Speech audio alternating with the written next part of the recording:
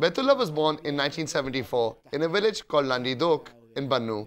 Although he was enrolled in a madrasa as a student, he never completed his studies, preferring instead to fight for the then Taliban government in Afghanistan. He soon became a commander in Bagram, leading battles against the Northern Alliance. After the US invasion and the subsequent Taliban defeat, he returned to South Waziristan, where he arranged for refuge for many of the fleeing fighters.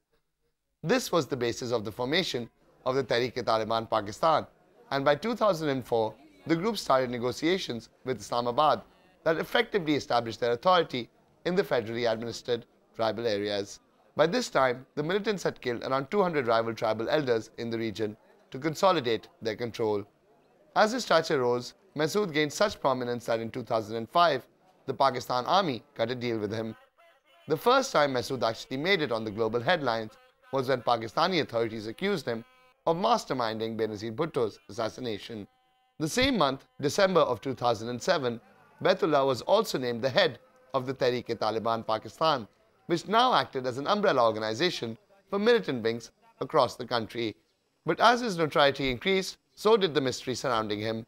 For starters, Western critics had repeatedly assailed the Musharraf government for cutting peace deals with him, as evidence suggested that he used the deals as breathing space and time to build up his forces. Some took this attitude as evidence of the fact that the army was never interested in taking him out.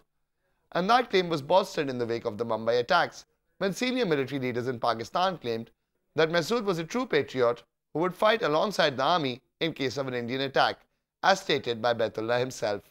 Following the Swat offensive, the hunt for Baitullah had begun, and on Wednesday night, he was killed in a drone attack in South Waziristan.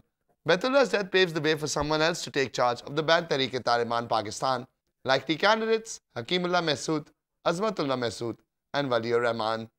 Abid Hasan, Dawn News.